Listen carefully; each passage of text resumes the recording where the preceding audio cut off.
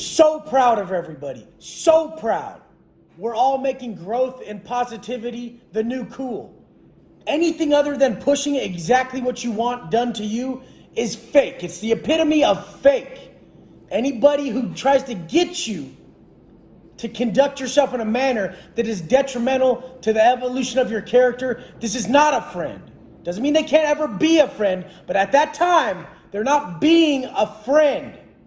We need to always push everybody in our lives to be the best versions of themselves. And in all reality, it's not always going to be packaged the way they want. It's not always going to come in the form in which they want it. Growth never comes in the form in which we wish. It's always packaged and delivered in our most painful of life experiences. So whether we self-inflict these experiences or we go through them, we're better off to self-inflict them. We're better off to seek growth on our own so that life doesn't have to humble us. The pen, this is the most obvious place.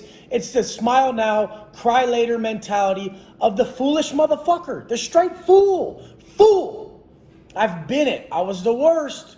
I only pushed what worked for me. What worked for me was getting in that mirror and saying, Wes, you're a bitch. You're a fucking big old bitch. I remember in the shoe once, some dude used to, he was a black dude, but he was kind of a J-cat. He was tripping, and he would walk around the building and he would call me a big white bitch. He was a PC, but he would say it in the vent. He would smack his shower shoe. There was a seat from cell to cell. So I was the cell on the left, he was the cell on the right. And our seat, where you sit at the desk to write, was attached. And if you bang this seat with your shower shoe hard enough, it will be like the loudest bell going off in the cell next to you. Now keep in mind, this guy was a PC, and we don't talk to PCs. We don't operate in that manner. They don't exist to us unless we can get to them to inflict massive violence on them. That's the only time we interact with them, is when we get our hands on them. If we see them, they talk shit, they do anything, we don't interact back. They don't exist other than to inflict massive harm on, which I don't necessarily agree with. I don't agree with harming anyone nowadays. It only makes you feel like shit. In that aspect, it's how it is. You can't unmake this shit. The prison is racial. There's racial segregation. There's violence. It is the most fucking it's a dictatorship ruled with straight, violent, evil rules. So, I mean, don't go if you ain't ready for that. If racism and fucking violence scares you, this ain't the fucking place for you. It wasn't the place for me. That's why I came out and I talked down upon it, because I don't want it to be the place for you. Too many people get lost in that. Too many people are really influenced by that shit.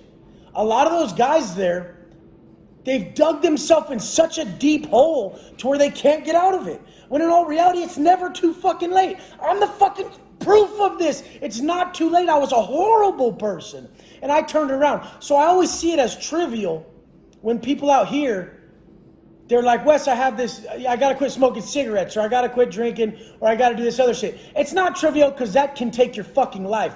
But compared to what I've done, I know they can come back from it. I was stuck in the mud, neck fucking deep, and still pulled it back.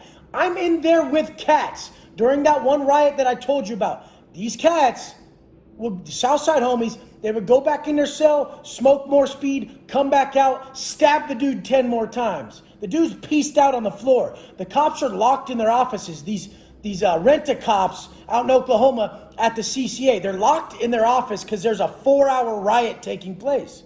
And these homies are going back in their cell, doing more lines, doing more speed, getting more spun the fuck out, because they know they're already committed. They're already committed to evil. And the whole thing is committed people can be good at anything. You can commit to positivity, or you can commit to some negative ass shit. I was committed to negative ass shit my whole life. When I flipped my perspective, when I called myself out, when I called myself a bitch for putting myself in tears, that's how I changed everything. So I'm never gonna placate you fake motherfuckers on here who get mad about my delivery. My delivery is insignificant. My delivery is what worked for me. So percentage-wise, it's going to work for millions of people around the world. And calling yourself a bitch is best, because then nobody else has to call you one. This is me sharing what worked for me. Other people share what didn't even work for them. They point the finger at the next man. I'm sharing what worked for me. But at this pen, during this riot, these cats were going back in the cell, doing more speed, coming out. And it was just that direct depiction of someone who's caught and someone who gave up, someone who fully quit at life because they know they just signed up. There's an attempted murder charge gonna be handed out. This is on film. This is on camera. It's called Pelco. Pelco cameras are the cameras CDC uses to film you. And Pelco Vision is used at CCA. They'll come through after the riot and they'll show you your clips, your Pelco Vision clips, and they'll be like, this is you, motherfucker. I don't give a shit. You're getting a life sentence. You're done. And these fools they have to act that way, but they knew they had already overstepped the boundaries. Don't live your life like that. It's not too late for you. You're not in the pen. You're not going to get stabbed for not acting a certain way. These are your choices. You don't have to take off on that guy in the middle of traffic. You don't have to react that way. You don't have to ensure that you're in tears the rest of your life missing your family. People don't know what it's like to sit in that cell that long and to think, why? What if? What's going on? Where are they? How come I can't talk to them? Years not talking to anybody. You can't take that. Nobody can. You're forced to. That's when either you hit your massive growth phase because the pain is so real, or you bitch out even more and sign up to the negativity even more. These motherfuckers were cutting the dude's feet off. They were stabbing him, cutting the shit out of him, cutting his Achilles tendons, blasting him on the fucking head with the microwaves, with fucking different objects. Horrible. Horrible. Because they didn't think they could come back from shit they've done in their life. But it's possible. If you've forgiven one person for one thing, you can be forgiven but for everything. And the whole thing is fuck if people forgive you. Forgive yourself and gain inner peace. You gain inner peace by forgiving yourself. You forgive yourself through positive acts, through stacking your W's towards who you want to be. You forgive yourself through conducting yourself in the opposite manner that made you fucking disrespect yourself in the first place.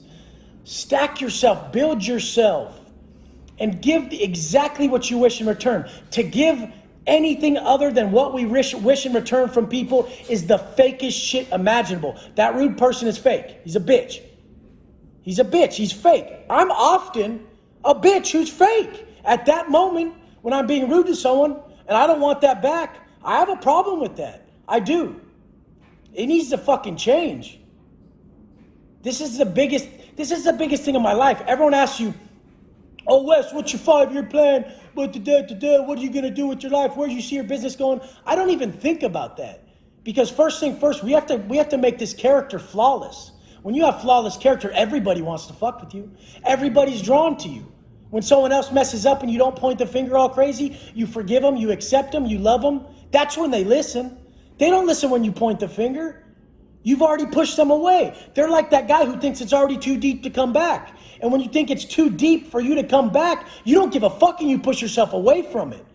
Don't do that. If you want to save people, if you want to save yourself, give them love when they fuck up. You want to be forgiven? Fucking give people for their mistakes. We're all human. To fucking believe that people aren't going to fuck up is to not even believe in human nature in the first place. The only way you're going to cure that negativity is with love. The only strength you have is love. That other shit is bitch made. I know you felt like shit when you acted that way. I know you did, because I'm human. And when you get to know yourself, you get to know everyone else really well. When you sit down with yourself in a box for so long, you can see right into people. You can see right into every fucking habit that has created who the fuck they are. And whether they're ready or not, when they're fucking ready and they step up and they're accountable, like all you guys are. I get messages. I got a message the other day from a guy who sent me a video. He put up a bitch bell in his house. Every time he's a bitch, he dings the bell. And he writes down on a piece of paper that he was just a fucking bitch. Now, on the other hand, we have these motherfuckers who are like, Wes, you shouldn't talk that way. You don't have to call people bitches. The only reason you feel a certain way if someone calls you something, it's because you're it. And just because you're it right now in this moment doesn't mean you have to be it the next. If something stings, change that shit, motherfucker.